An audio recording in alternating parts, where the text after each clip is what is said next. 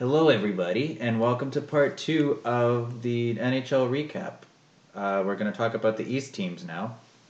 And let's start off with a very surprising start to the season for the Montreal Canadiens.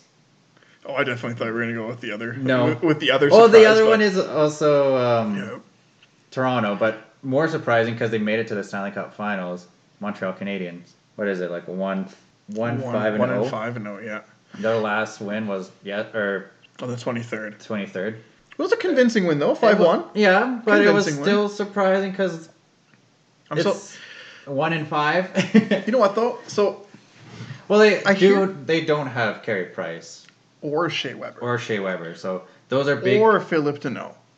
So basically, three main parts of your team are gone. Like your number one goalie, number one center, and number one defense are all gone from last year. And people can make the argument, no, Suzuki's the number one center. I'm like, you know what? Fair. That is a very, very fair argument. But Deneau was getting the biggest, most difficult minutes than all of them. And he was like thriving in those minutes too. Yeah. So.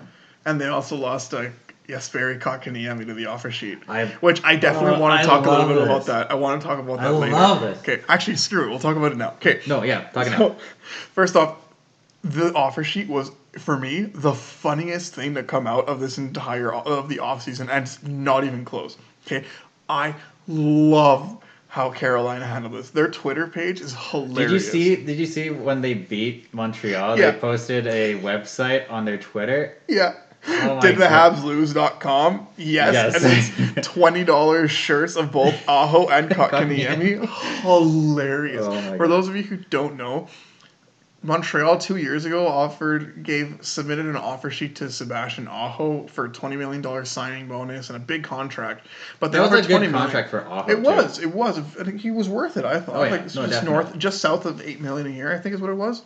It was like around $8 million. Yeah. Yeah, but so the point being though, they offered $20 million signing bonus because they're like, oh, Carolina's owner is cheap. I don't think he wants to match this. This is how we got our superstar. You know what? Fair. That's actually quite smart. Yes. Good play. But again, offer sheets is kind of like a dick move in the NHL. It's like it's one of those things that like I could not agree more. It's like the unwritten rules of baseball. Like, come on, get out of here. Let's just have some fun. Sure, you might get other teams mad at you or fans mad at you, but we need more of that rivalries. More not rivalries, but more like entertainment. Hockey, like PR-wise or whatever, is boring. I could not agree more. NFL, NBA, heck, MLB, even MLB, more entertaining off the field. NHL off the field or off the ice, I should say. Extremely boring. Yeah. Oh, absolutely agree. Super boring. Absolutely agree. And now with Carolina and Montreal having like a rivalry, not even on the ice, just off the ice, is just so much fun. Like, and then so Kotkaniemi's contract was only a 1-year deal, so he's not going to get offered $20 million, but he was offered a $20 signing. And then when Carolina just destroyed Montreal that game, the website did MontrealLose.com is Kotkaniemi like shushing the crowd, saying and nodding his head yes, with T-shirts of the two players involved in the offer sheet. I should have bought a shirt. I really wish I could have. It's a 24-hour $20 deal. Yeah. Oh my gosh, dude, it was so funny. Good on Carolina. That's so funny. But you say they're surprising, and you know what? I don't disagree. It is surprising that the defending Cup finalists are starting so poorly. Like they did start 0-5 before they got their win, but it's like they were really bad losses too.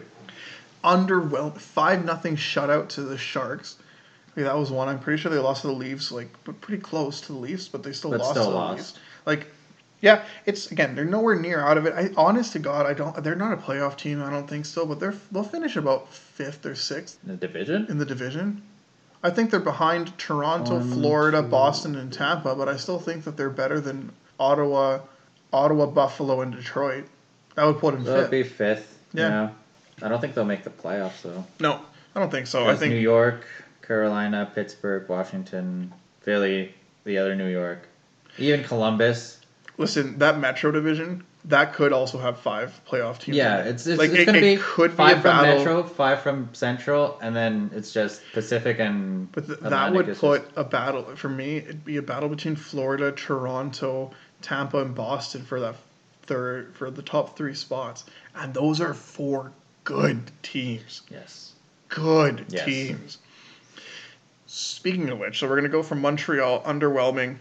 And they're not even putting up many goals, man. Like it's not very impressive. It's like their differential, like goal differentials, -10. And it's not because Jake Allen's playing like garbage. Let's just put it that way. It's because they can't score. They can't score and they can't play team defense. They were in the finals because of their physical monstrosity of defense, just making it impossible to survive as an offensive forward against them. But like, they can't play that style right now. They have to find a new way of going in there. And I'm hoping they don't fire Ducharme because I think Ducharme is a very good coach. But he needs to figure out a different way to get these guys to play because he cannot play the same way. And then you think they're just going to go for another French coach like they always do, right? Yeah, they don't go anybody that doesn't speak French in that fan base, which makes sense, but it limits them completely. It does. It's like they've rehired the same coach like 4 times in the last. It's like teams are like, oh, we don't have to worry about finding another coach because Montreal's just going to get another French coach, and we'll just have more choices to pick. But yeah, so I think they'll figure it out, man. They need to change their style than what they played last year. Yep. So once they figure out the style that works for them, I think it's realistic that they'll be better. They're not a playoff team, but they'll be better.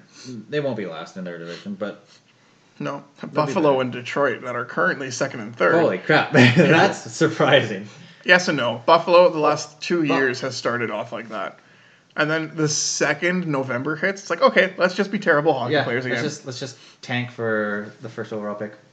Yeah, and it's like too little, too late sometimes. Yeah, like whatever. But I'm surprised with Detroit. Like I am. Yeah, I am a little bit. They're young. They're a very young team. But I'm also not because Yzerman is, in my opinion, the best general manager in the league right now. Yeah. It's shocking, just how good he and underappreciated and undervalued he is, underrated. But I agree. Yzerman is an unbelievable GM, and what he's done for that team has been exceptional so far. Like, Nedeljkovic hasn't necessarily played incredible, but their goaltending tandem right now is pretty damn good. Isn't it Greiss and Nedeljkovic? Yes. Yeah. Greiss has played unfreaking believable for the last 2 years, pretty much. Bernier was like rough last year, but it was a pretty bad Detroit team. Yeah. But for having that team in front of him, Bernier played really well, and Greiss played really well. And then they have some good Canadians on that team too. Like Larkin is their captain, who's a very good player. Yeah, that's really it, man. Like it's that Detroit team, in my opinion, in about 2 to 3 years can challenge for a playoff spot, and then probably a cup team. If Yzerman keeps on developing and drafting the players that he needs, because holy crap, they have Seider a legit was a good pick. Seider's unreal. Yeah. Raymond, unreal. Kosa is going to be an exceptional goaltender in the league.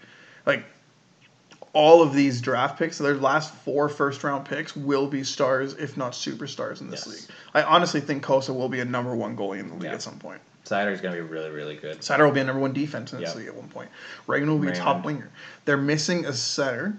I think Larkin is, I would say he's like a 1B kind of center. Like not, I would put Larkin probably as good of a center, maybe a little bit better than Nuge.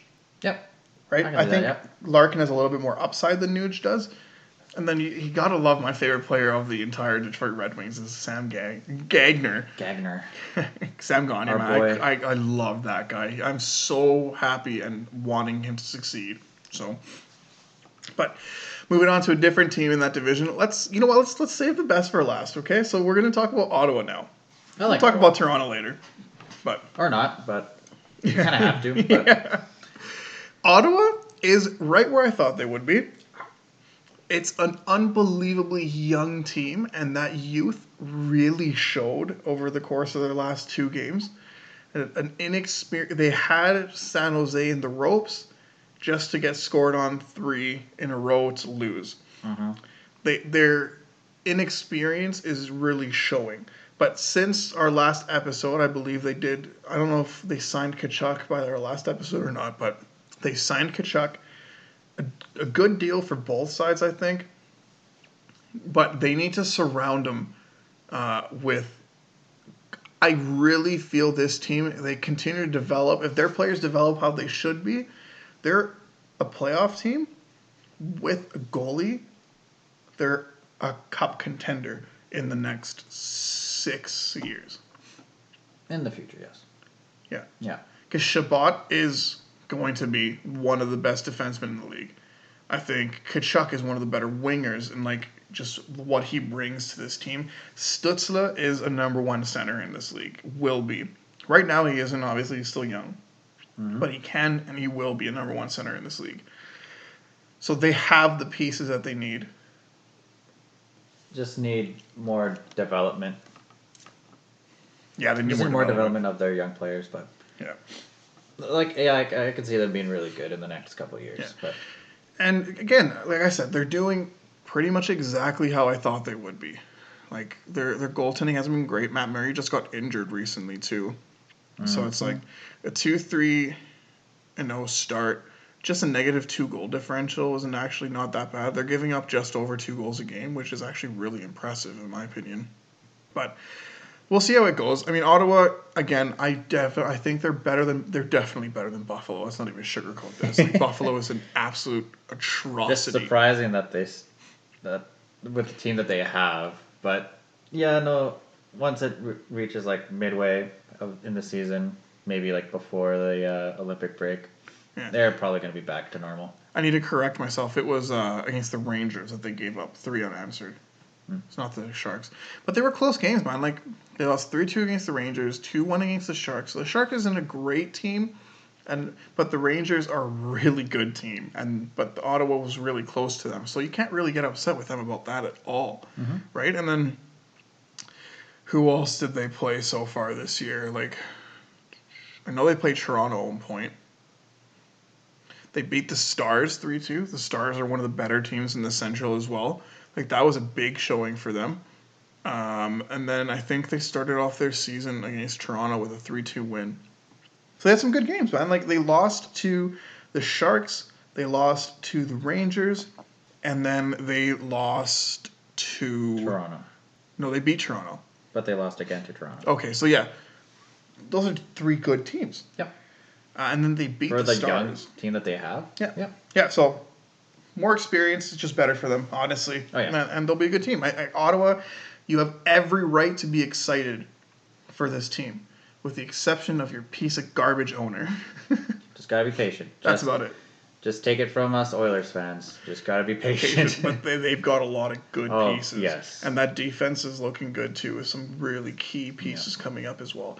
And they have the one piece that they so desperately need, and it's Thomas Chabot. Right, and again, Nurse didn't become a number 1 defenseman until last year, which is what, like year 7, year 6 or 7. So it's going to take a bit, but you guys just gotta be patient because this is going to be a good team.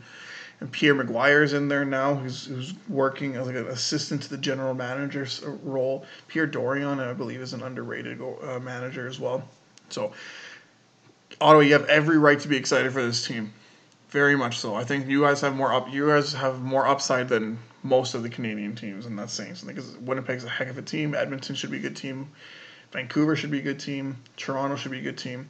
I think Ottawa has more upside than Montreal right now. I was gonna say for potential for the future, Ottawa definitely has a lot of upside. Edmonton, we basically have McDavid and Draisaitl, and then pool parties coming up. If we can keep Puljujärvi, yes, but if we can keep Puljujärvi. And then Broberg and Bouchard. Yeah. But for Ottawa, they have a lot of good young players. And a lot are playing now. I'm still sticking with if they can find a way of getting 2 veterans on that team. It might make you move some of your guys to the AHL. Maybe a goalie. Yeah, but a goalie is something you can find later. They don't have a goalie that you can. I'm saying bring in 2 veterans to provide that veteran leadership to help them develop the right way. You know what I mean?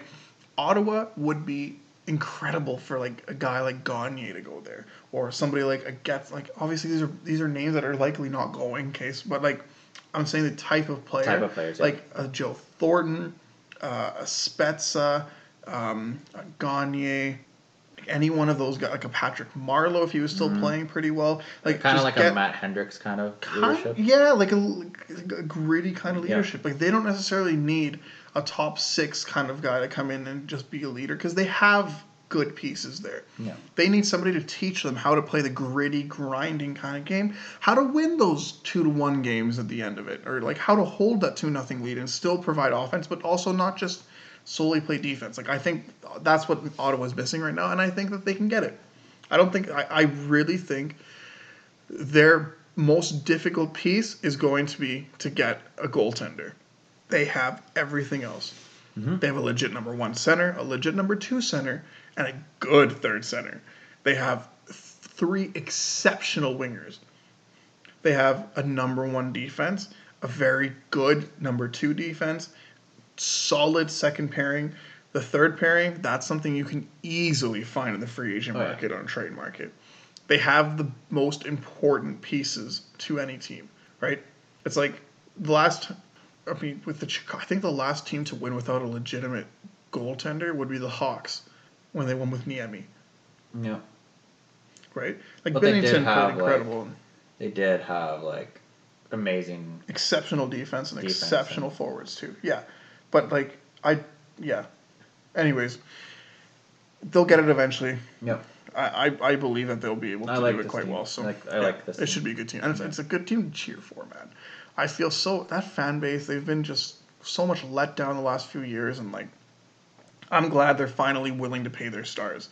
Like that Carlson, but Carlson leaving was actually a blessing to them because they rejuvenated their depth a bit. They did, right? So it should be good. Look at San Jose now with 2 very expensive defense. Like Carlson is playing good now, but like but still. So we're gonna lastly touch base on the Leafs. And have you listened to a lot of like Leafs radio recently or Leafs TV? Okay, no. They're ripping on them. In their last loss, like I think it was like the game on Friday or Thursday when they lost. A fan of theirs, an away game, threw the jersey on the ice. I saw that. Come on, man! Like, first off, it's 5 games into the season. Like, educate yourself. Well, 6 for them. Sorry, 6 games. But, yeah. Oh my God! It's fine to be upset with the lack of production. I get it. It's fine. Just get out of here, dude. Your team is going to be battling for the playoffs. They should make the playoffs. Just like, come on. It's so frustrating. And like, why does nobody want to play for the Leafs? Because you fans and media suck. Like, again, take it from us. But it's the thing, but the Oilers fans are becoming like that too. Like, you have every right to be upset with a bad loss and all that kind of stuff, but don't attack them personally, dude. No. Like, don't. Like, you can criticize their play 100%. That's totally fine, but never attack somebody personally. That's just absurd. But I digress. Like, it's a 2-3-1 start. It's not the end of the world. Did they have some bad losses? Yeah. Yeah, they had some bad losses. You're going to get that throughout the season. You have to learn as a team throughout the season. Edmonton's going to have a bad loss at some point this year. Probably a couple. Like, every single team is going to have a bad loss, and that's where you learn from this. Like, I genuinely, like, when I was coaching, I'd rather have a big loss than a big win. Just so that I can, like, at the end of that game, like, I can pull them over and, like, what did we learn from here? Like, I didn't want to go into the playoffs without losing a game. Genuinely. Because then you learn, how did we lose this game? Why? Like, oh, we didn't try hard enough. Okay. Now we know what we got to do. Like, this team is going to learn. And you know what? You can't disregard. The loss of Hyman was a monstrosity of a loss for them. Like, that guy's an Energizer bunny. And I think it's showing in Edmonton and it's showing in Toronto how big of a key piece that was. He has more goals than their big 4 combined. Right now, Hyman does. Yep. Yeah.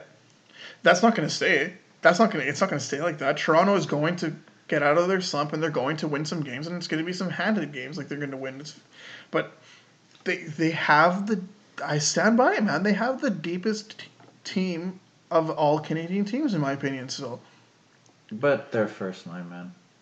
Their whole, Nick Ritchie, Matthews, and Marner are combined 1 point. Horrific start. Yes.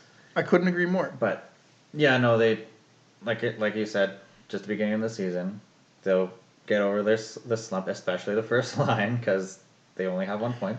Right. But where would the Oilers be if our first line only had 1 point? Which is kind of impossible. But right, but still, just entertain the idea. Where would the Oilers be if we only had 1 point? We would honestly probably be 1-4. Yeah, from our first line, yeah. There you go. Every team in the NHL, if your first line slumps like that, you're not winning games, man. Mm-hmm. But Toronto's a deep enough team that they at least got 5 points out of it because their whole line only has their top line only has 1 point. They at least got some points out of it. They're deep enough. Listen, they're going to be a good team. Do I think they make it out of the first round this year? Honestly, no. Because I feel Florida, Boston, and Lightning are better teams than them right now. Yeah. They do have depth scoring, I guess. They do. Because their fourth line has a combined of 10 points. So they're getting good depth scoring, especially from their fourth line. Once their superstars wake up, then they'll be fine. They'll be okay. Yeah. Okay? It's going to be, Toronto fan, we're not going to sugarcoat this. It is going to be an incredible challenge for you guys to get out of the first round this year, too, because of how deep that Atlantic top three is. Tampa Bay, I think the weakest of them right now, if I'm going to be completely honest, is Boston. I think Boston is a fourth place team in that division. I think I'll change it around a little bit. I thought it was going to be Toronto and Florida battling for the third and fourth spot. I think it's going to be Florida, Tampa battling for 1-2, and Toronto, Boston battling for 3-4. And if I'm Toronto, I want to play against the Lightning in the first round. Yeah. Florida. I think Florida is an unreal team. Yeah. I think they're making it really, really far. Especially I hope they do. Ekblad's in there, healthy, knock on wood. That's a good team. But Toronto is a good team too. It's just so frustrating from an outsider's perspective, just seeing how much they rip on a good team just because they had an unfortunate start to the season. I get it, man. If this was December and your team is still playing like garbage like that, then yeah, absolutely. Even November, middle of November, for between our birthdays, that's when you in that 10-day stretch. Yeah. That's where you're okay, this is where we really start to worry because that's where you get out of the playoffs. Let's not even sugarcoat this. That is where you lose your playoff spots. Unless you're St. Louis back in the day. Unless you're St. Louis. But us Oilers fans know all about being out of the playoffs by November. Yeah, even October. Seriously though, that's this. Oh, it's just so frustrating. Toronto's a good team.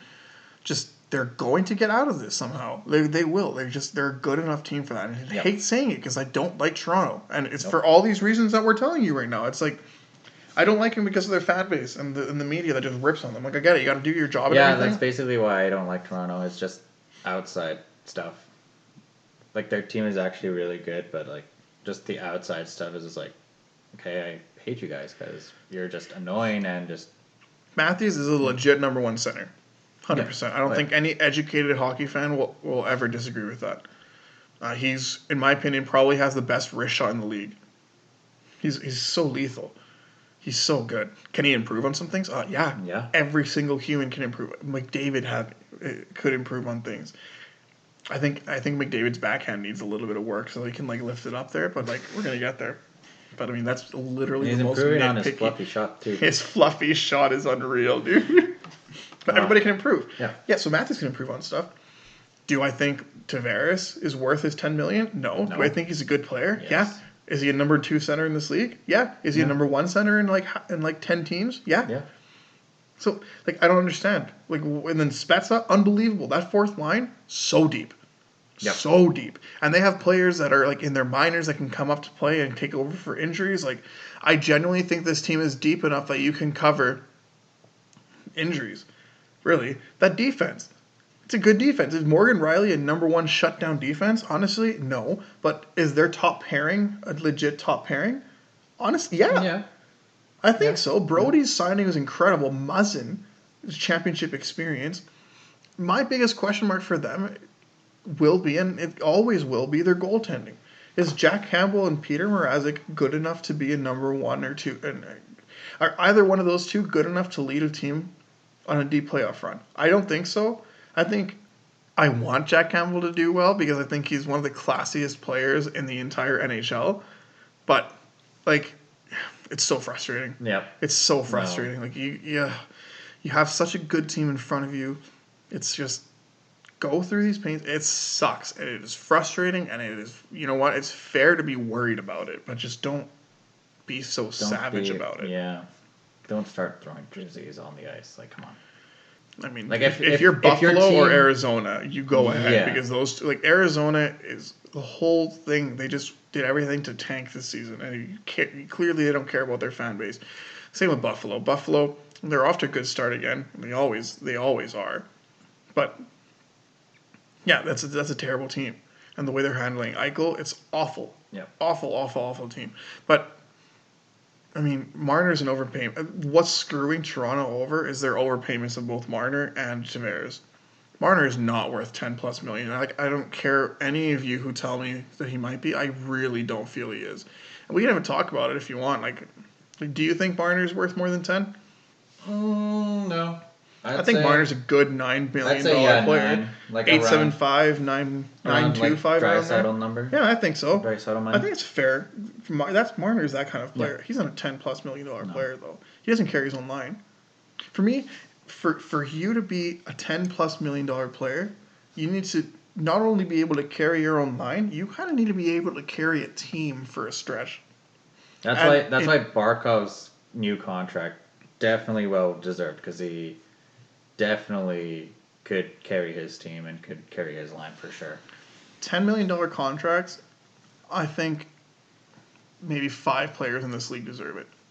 And only like 2 that deserve it have it. Matthews and McDavid, I think those are 2 that genuinely deserve a $10+ million a year contract. Crosby, I think, is a $10+ million a year player. I think Barkov is that good. Crosby's only 8.7. I know. But I'm saying, like, he could get a $10 million. You know what I mean? Like, yeah, and then Barkov. There's very few. There's very, very, very few in this league. Even Kopitar, I would say. Kopitar is he's playing unreal right now. Dude. Yeah. That whole, like, Doughty until his injury was playing exceptional as well. But, anyways, yeah, Marner and Tavares are both not worth what they got. But is it Marner and Tavares' fault they were offered so much money? No, I would take it. If I was paid $10 million, but I play like a $6 million player, I'd take $10 million. Like I'm thinking similar to the Horkoff deal. Yeah. Horkoff is not worth everything that they gave him. But like, how can you get upset with the player for taking the money? Right. You know what I mean? Like that's what I hate too. Like, people get upset about the player like accepting the money. Don't be mad about the player accepting the money. Be mad about the GM that's giving them the money. That's just screwing their cap space to get more players that could help. Like, I don't blame players picking money. No. Well, how could you? Right. Really. So it's like, at the end of the day, you know what? No. Like, this team could have an extra, if with the better contracts, they could have had an extra like $3 million in cap space. And with that, they could have gotten like number one goal. 5. Probably. I think Tavares is more like an $8 million player. So that's 7.5. That's 3, and then Marner minus $2 million from his probably. Yeah, $5 million. And that's the number one goalie, really. Yeah. Because they paid Mrazek $3 million. Yeah, that's $8 million for a number one goalie. I don't know. I don't actually think Dubas is doing a bad job. I saw that Leafs documentary. Like, everything that I saw in there, it really made Dubas look like a genuine, really good general manager. I'm saying it again, man. Like, if they don't make it out of the first round, which right now I don't think they will, but that's not because Toronto's a bad team. I think it's because the other 2 teams in the Atlantic are just that much better on a different level of their own right now. I honestly feel that if they don't make it out, like, 2 of the big 4 players need to leave. They have to go. Like, yeah. Like, right now, I hate Toronto's contracts. The only thing about that, though, like, I would say out of the big four, you can only get away with getting rid of Marner and Nylander because Tavares has a no-movement clause.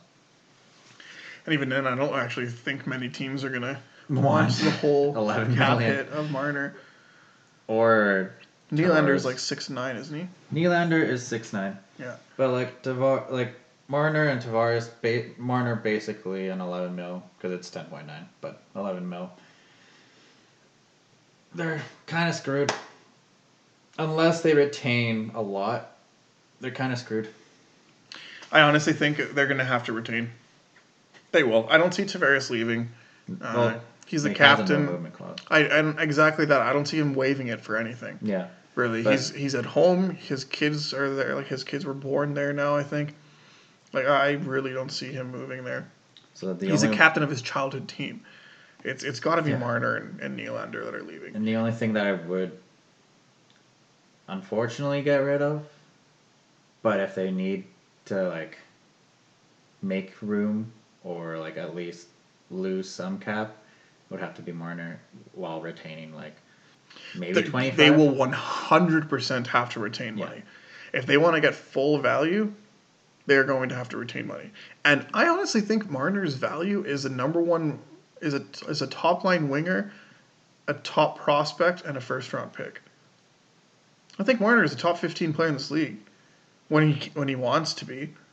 And I guess, like, yeah, maybe it sounds like I'm going completely different of what we were saying earlier kind of thing, but, like, at the end of the day, Marner isn't worth the money he's getting right now because he can't carry a team or a line on his own. And he's shown that in the past, and he's a skilled enough player that he should be able to do it one day, but right now he's not able to do that. No. Maybe on the right situation with the right leadership alongside him. Like, I think Marner playing with somebody like a Taze, oh my gosh, dude, that's going to be an unbelievable kind of, because he has the leadership with him, right? Matthews needs to develop his leadership, I think, and yeah, they need to get rid of those two for a top 6 leader on that team. Those two, as in Marner and Nylander, and then bring in 2 top 6 veteran leaders on that team, but, like, that can play top 6 minutes. Like, if they can find a way of swindling Kopitar out of there, or if they can find a way of swindling, like, a Patrick Kane out of there. Also, probably not. That would be a legit 1-for-1 plus, like, a first round pick. Yeah, I was just gonna say. But I would do it. I would do it as Marner and a 1. I would do it legitimately from both sides. I would do that trade. Marner and a 1 for Kane. Patrick Kane. Yeah. Because you know what, Marner's a younger guy. He's coming in. I'd ideally want it to be a 1-for-1 deal, but I do think Patrick Kane's a more established player. The bigger deal in Chicago. But, like, strictly speaking, from a strictly hockey standpoint, I would do it. From a fan base standpoint for Chicago, not a chance. Not a chance. Kane's worth more than that in Chicago's eyes. But yeah, I would do it for multiple reasons. One, Matthews gets to play with Kane, the guy he idolized growing up, right? So that'll probably make him sick.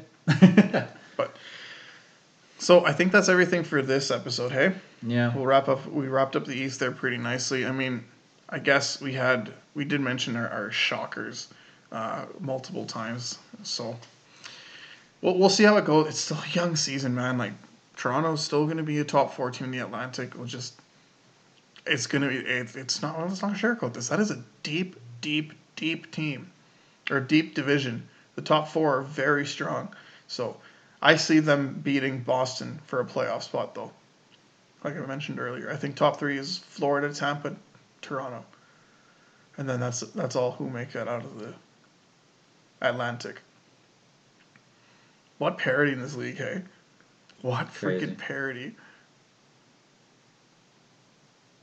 So, anyway, thank you everybody for listening to our midweek episodes, and we'll see you in a couple of days for yet another podcast episode. Podcast episode 6 will recap the last of the women's national team celebration tour. Then we'll talk about how the MLB is doing. We'll talk more about the NFL. We'll recap the last week's games, as well as whatever's happening this week, right? This current week at the moment, probably like a Thursday night football kind of thing, and then obviously NHL as well. We'll talk about some. Yeah, we'll talk more NHL, and then we'll probably talk a little bit of soccer. We'll probably talk Champions League, because at that point, and then domestic leagues, because we'll have more guys playing. Hopefully Davies is back from injury, and same with Hutchinson. We'll see how it goes, but... All right, well, thank you everybody for listening, and tune in next week. Bye.